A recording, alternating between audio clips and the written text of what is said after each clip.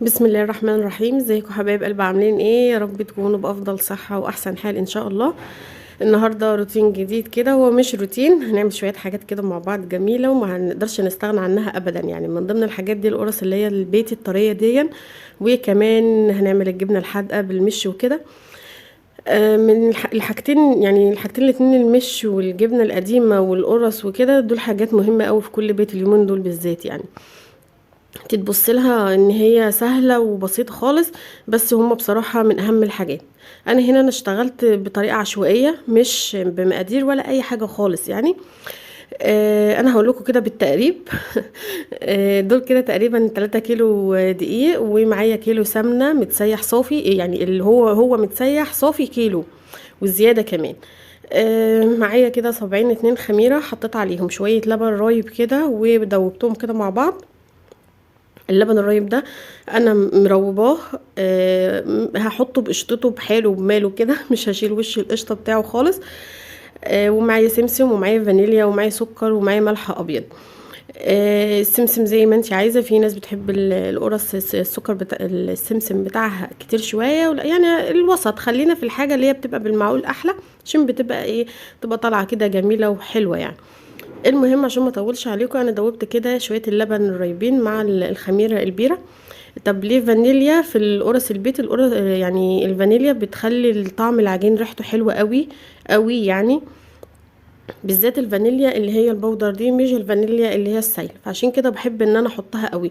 هي صحيح السمنه فلاحي بلدي جميله، ريحتها اصلا لوحدها رهيبه، وكمان هنعملها بلبن رايب، والقشطه بتاعته برضو انا مش هشيلها. عامل يعني اليومين دول اللبن الرايب قشطته ما شاء الله بتبقى جامده جدا، لان هو اصلا ده موسم. اللبن الرايب والقشطه والسمنه والحاجات دي، فاللبن ما شاء الله بيبقى عامل وش حلو قوي، فانا مش هشيله. انا حباها بقى، انا بعمل للبيت وكده، فحباها كده اللي ياخد قرصه بصوا تضرب في دماغه. عايزه اقول لكم ان القرصه دلوقتي ب2 جنيه، وما كانتش ب3 في بعض المناطق يعني، بتختلف وبتبقى هشة خالص، عاملة زي العيش الفينو كده. ما بيبقاش لها اي 30 لازمة، كانك بتاكلي رغيف فينو، مش قرصة بيتي تاكليها كده تضرب في دماغك كده على طول مع كوباية الشاي كده، لا. ما عادش الكلام ده. هي بياخدوش منها غير اسمها للأسف يعني، انما هي لا تمد بصلة للقرص البيتي خالص، اللي هي الفلاح اللي احنا بنعملها. هنا انا بعمل ايه؟ انا ببس الدقيق بالسمنه كده، ببسه الاول. طبعا السمنه دي على فكره متسيحه ومقدوحه، وطشتها في الدقيق. تمام كده. حطيت بقى حطيت 3 معالق سكر ونص معلقه ملح ابيض، وحطيت كمان الكيسين الفانيليا بتوعي، وحطيت كمان السمسم وكل حاجه. بسيت كل ده بالسمنه. عايزه اقول لكم ان انا حطيت السمنه واحده واحده، وبعد كده كان في، انا ما كنتش شايله منها المرته، فحطيتها بصراحه. يعني انا استخسرت شويه المرته ان انا اسيبهم، لا انا حابه كده تبقى ريحتها بصوا وطعمها يجيبوا اخر الدنيا. وكمان استعملت اللبن معايا، انا كان معايا كيلو لبن رايب هنا. وكمان هقول لكم، طيب لو احنا احتاجنا، انا احتجت شويه تاني، كانش عندي ولا كان عندي حليب ولا كان عندي حاجه، فهعمل ايه؟ هقول لكم دلوقتي انا عملت ايه. شايفين اللي في الطبق ده خض القشطه اللي احنا ضربناها. الخض ده جميل جدا يعني، مش عايزه اقول لكم خلى اصلا القرص عامله ازاي، يعني حاجه كده والله العظيم رهيبه. الخض ده اللي عنده ما يرموهوش في كيس كده وعينيه في الفريزر. اوعي تستهتري باي حاجه اليومين دول في الغلا واللي الناس فيه ده. اوعي تستهتري باي حاجه، اي حاجه عندك عينيها في الفريزر. لو عندك حتى جيتي تغلي شويه لبن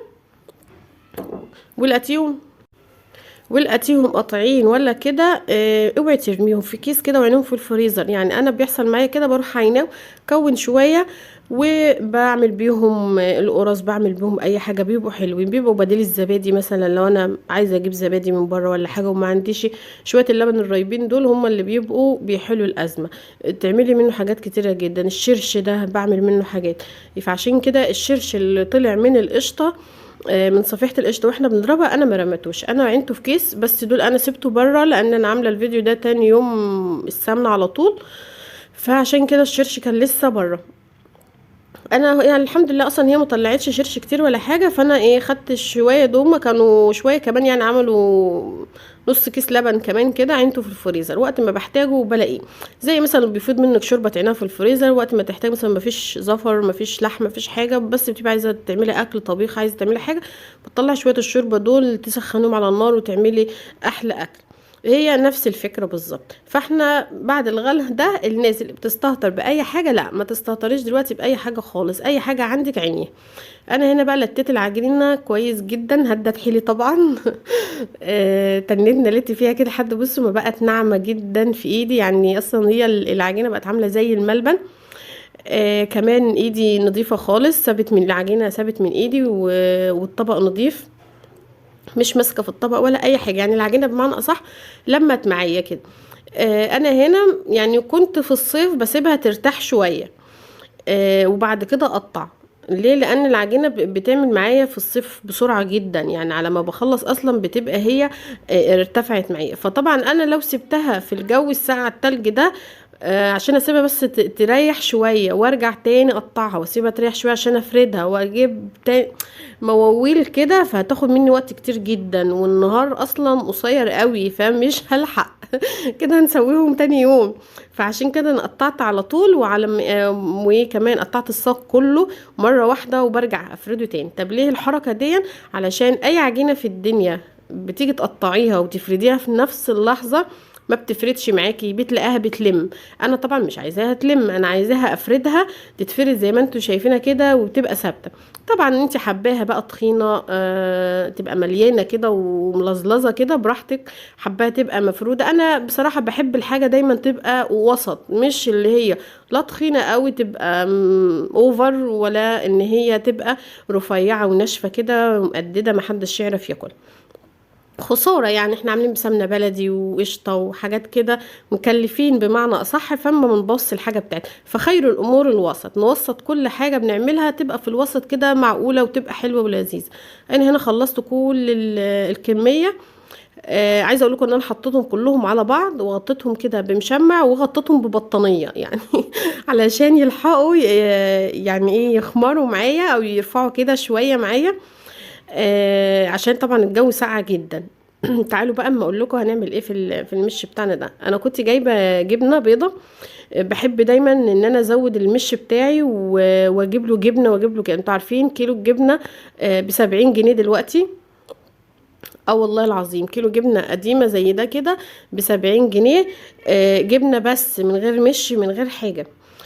كيلو الجبنة البيضة ب30 جنيه، والكيلو وهي قديمة تاخديها قديمة كده ب70 جنيه و80 جنيه كمان. فانا بحب دايما بقى ان انا ازوده كده، لاني بصراحة الجبنة البيتي دي بتبقى جميلة جدا مع المش والشطة بقى وقشر السفندي وبصوا والليمون الصغير ده والحاجات دي كلها. من فترة كده كنت جايبة شطة حمرا حطاها، وكنت كمان كل ما العيال ياكلوا سفندي ولا حاجه اقول لهم حطوا فيه، حطوا الحاجات دي بتخلي المش رهيب، بتخليه جميل جدا. بس طبعا ما ينفعش يتفتح عليه كل شويه كل شويه، يعني نفتح كده ما ينفعش خالص.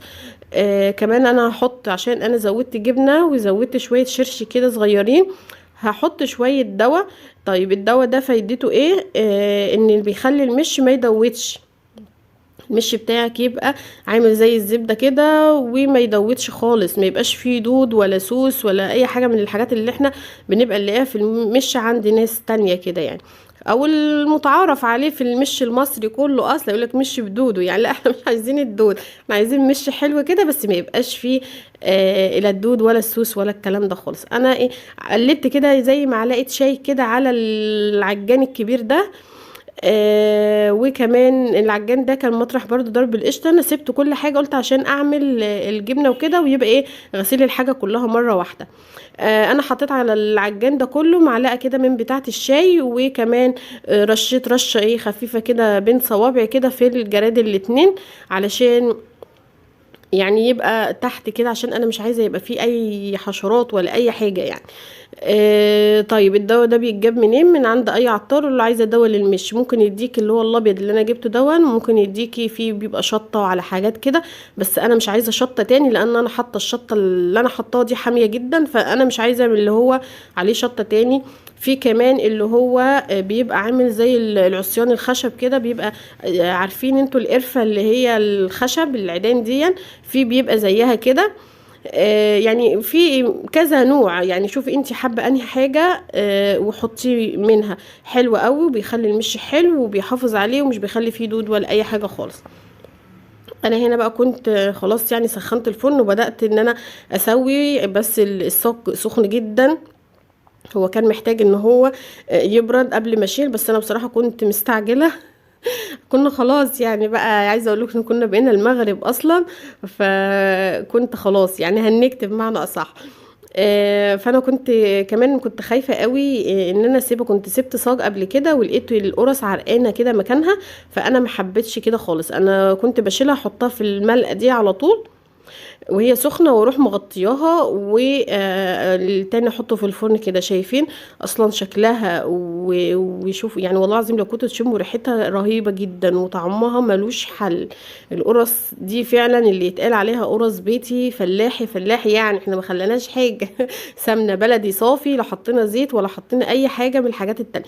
طيب ممكن لو انت عندك شوية الخض اللي احنا عندنا دول وعايزة تعملي وما عندكيش سمنة، يعني مش كل الناس بتبقى امكانياتها حلوه، ومش كل الناس اللي بتبقى عندها سمنه بلد عايزه تعمل هتضيع كيلو السمنه جايباه ب 120 جنيه ولا 130 جنيه تعمل بيه قرصتين. لا، ممكن تعمليها بزيت، ممكن تعمليها بشويه سمنه وتحط شويه الخض دول هيظبطوا لك الدنيا خالص.